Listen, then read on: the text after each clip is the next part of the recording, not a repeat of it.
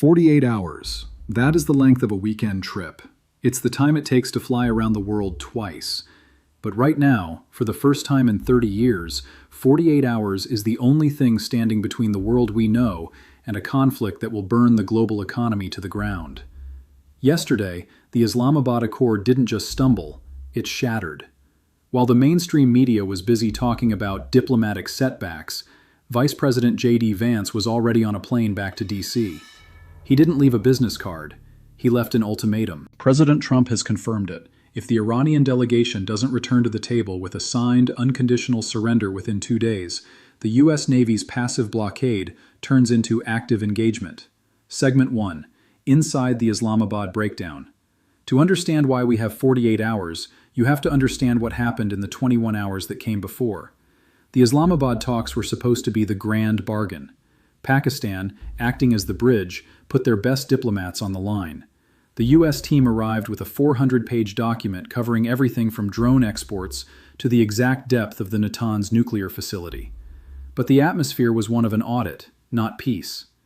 The U.S. demanded unfettered 24/7 access to every Iranian military site. That was the first explosion in the room. The Iranian delegation, led by Abbas Araghchi, didn't just say no. They laughed. They called the demand a violation of Persian dignity. But here is the part that isn't being reported. Iran wasn't just being stubborn. They were being bold. Why? Because they weren't negotiating like a country under siege. They were negotiating like a country that already had its back covered. By the 15-hour mark, the yelling could be heard in the hotel hallways. Vance told Araghchi, "You're not here to negotiate. You're here to receive the terms. If you don't like the terms, the next person you talk to will be the captain of a destroyer." That was the moment the peace talks died. Vance walked. Araghchi flew to Tehran, and the 48-hour clock started ticking. Segment 2. Operation Epic Fury, the Blockade. While the diplomats were arguing, the U.S. Navy was already moving. Forget sanctions. A blockade is steel. As of right now, the U.S. Navy has established a steel curtain across the mouth of the Persian Gulf. They are interdicting vessels. They are boarding tankers. But it's the Hormuz tolls that have pushed this to the brink. For weeks, Iran has been charging merchant ships a security fee to pass through the strait. If you pay the fee, you pass. If you don't, the IRGC captures your ship. The U.S. has now declared these tolls an act of international piracy. Any ship that pays is subject to seizure. Any Iranian vessel attempting to collect is a hostile combatant. Think about that. You're a ship captain. On your left, an Iranian gunboat is demanding millions. On your right, a U.S. destroyer is telling you that if you pay, they will board you. This isn't just a military standoff, it's a total paralysis of the world's energy artery. Segment 3. The Coalition of Three strategy. Why isn't Iran terrified? In the old world, a U.S. carrier strike group meant the end of the conversation. But something changed last night. Iran isn't standing alone. They are the tip of a spear that is being held by Moscow and Beijing. Russia is providing the electronic dome. Russian jamming pods are creating a massive blind spot for U.S. sensors. They want to hide Iranian subsurface drones under electronic noise. China's role is the one that should keep you up at night. China is the silent partner. They are providing the nervous system. Every Iranian drone and cruise missile is now hardwired into the BeiDou 3 satellite system. We used to rely on GPS jamming to keep us safe, but you can't jam a system you don't control. China has given Iran the keys to the city, with centimeter-level accuracy immune to Western interference. Iran provides the geography, Russia provides the shield, China provides the digital eyes. Together, they have created a force multiplier infinitely more dangerous than the Gulf War. Segment 4. The 48-hour tactical reality. Let's look at what total war actually looks like. We're not talking about a ground invasion. We're talking about a saturated strike environment. The Pentagon's fear is the cost of interception. Every time Iran fires a $50,000 drone, we fire a $3 million interceptor. It's bad math. If Iran fires 1,000 drones, we spend $3 billion in 10 minutes. Our magazines aren't bottomless. But it gets worse. Iran has been practicing swarm tactics with CM-302 supersonic missiles. They fly at Mach 3 and stay below the radar horizon until the last possible second. If the 48 hours expire and Trump gives the order, the counterstrike might test the Aegis defense system beyond its breaking point. We are talking about a war where winning still means losing a $15 billion aircraft carrier. That is the reality the policy class in DC is trying to wrap their heads around. Segment 5. The economic heart attack. Because total war in the Persian Gulf isn't something you watch, it's something you feel in your bank account. If the Strait of Hormuz closes, global oil supply drops by 20%.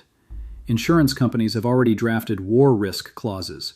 Shipping costs would triple overnight. We're talking about the entire global supply chain. That iPhone in your pocket, your car, the fertilizer for the food you eat, it all relies on open sea lanes.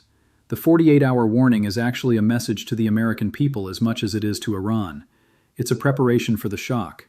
If the talks stay dead, the global economy has a heart attack. Stock markets have been redlining for 3 days straight.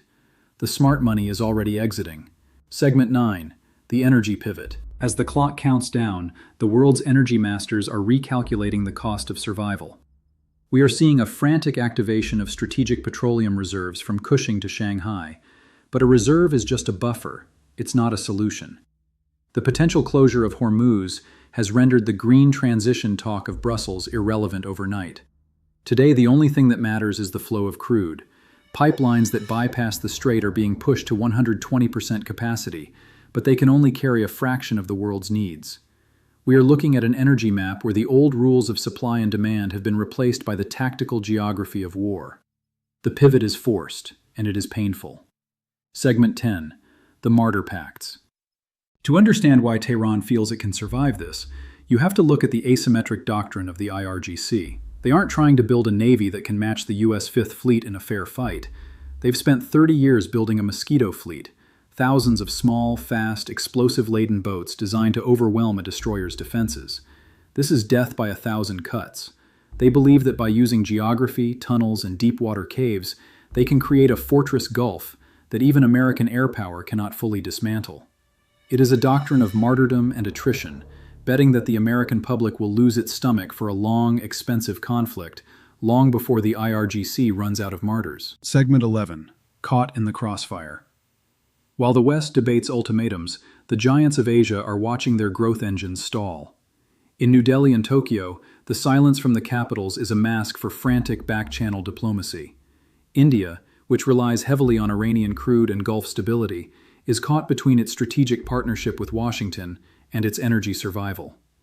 We are seeing a neutrality pivot across Southeast Asia. They see a world where the U.S. security umbrella is being tested by the silicon shield of Chinese satellites. If Hormuz closes, the factory of the world in Asia stops breathing. This isn't just an American-Iranian standoff, it's a regional domino effect. Segment 12. The information battlefield. As the physical 48-hour clock ticks, a digital one is exploding. We are witnessing the largest surge in AI-generated disinformation in history. The Coalition of Three is waging a war for the global narrative. Information dominance is now as critical as naval dominance. But the battlefield isn't just in the water. As the clock ticks, a silent war is being waged in the silicon. Our sources indicate a massive surge in Tier 1 cyber intrusions targeting the SWIFT banking system and the U.S. power grid. This isn't just about stealing data, it's about blinding the economy before the first shot is fired. The neighbors are choosing sides. In Riyadh and Abu Dhabi, the silence is deafening. Turkey has already closed its airspace to U.S. military flights heading east. The regional dominoes are falling, and they aren't falling toward the West. They are preparing for a post-American Middle East. At home, the stakes couldn't be higher. This ultimatum is a domestic gamble. With the election looming, every cent added to the price of gas is a vote lost. The smart money is moving into gold and hard assets. The American public is being prepared for a wartime economy. Finally, we have to talk about the blind spot. The Pentagon admits they have lost track of 12 Iranian suicide subs in the last 6 hours. Under the Russian electronic dome, our systems are seeing ghosts. We are fighting an invisible enemy. This intelligence gap creates a fear of the unknown that can paralyze decision-making. Segment 13. The humanitarian shadow. Finally, we must acknowledge the cost that isn't measured in barrels or basis points. If total war breaks out, we are looking at a displacement crisis that would dwarf anything seen in the last century. As the clock hits the final hours, the human element is being squeezed out by the tactical coldness of the policy class. Why is this time different? We've seen red lines before, Syria in 2012, the South China Sea. Each time the West blinked. This is what the coalition is counting on. They believe the Islamabad Accord was the final test. Strategic patience is over. But when both sides believe the other will blink, the result is a head-on collision. Inside the Beltway, the consensus is cracking. We are hearing reports of a profound divide between the White House and the career intelligence community. Some analysts warn that the coalition of three has been underestimated for decades, and that the U.S. is walking into a trap set long ago. Others argue that this is the only way to reestablish American credibility. The halls of the Pentagon are lit 24/7, as every possible outcome is wargamed. This isn't just a military operation. It's a test of the American administrative state's ability to pivot to a wartime posture at a moment's notice. Segment 16. The GCC silence. And then there is the silence from Riyadh and Abu Dhabi. For decades, these regional giants were the bedrock of Western energy security. But today, they are watching the USS Gerald R. Ford not as a protector, but as a potential trigger for their own destruction. We are seeing a historic neutrality hedge. Diplomatic cables suggest that the GCC states are opening back channels to both Moscow and Beijing, seeking guarantees that their desalination plants and infrastructure won't be targeted in an Iranian counterstrike. The security umbrella is closing, and the Gulf is looking for a new roof. Conclusion. The final warning. Beyond the immediate crisis, we are looking at a permanent shift in the world order. If the 48-hour clock leads to engagement, the concept of a global commons dies. The oceans, once protected by a single superpower, become contested zones where every shipment is a tactical risk.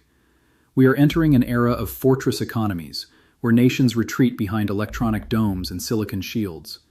The Islamabad Breakdown wasn't just a failure of diplomacy, it was the birth of a new, colder reality. This is the world your children will inherit, a world where context isn't just news, it's survival. We have reached the end of the post-war era. For 30 years, an American ultimatum was the end of the story. You got a warning, you sat down, and you made a deal. But the world has changed. President Trump is betting the sheer weight of American power will shatter that coalition. But it's a bet with 8 billion people on the table. In 48 hours, we will know. We will see a miracle in Islamabad, or we will see the sky turn a color no one ever wants to see. I want to hear from you. Is the ultimatum a masterstroke or a gamble? Drop your thoughts in the comments. Hit the like button. Subscribe to Global Context. I'll be back the second the window closes. Stay sharp. This is Global Context. Stay vigilant. Stay sharp. 再见.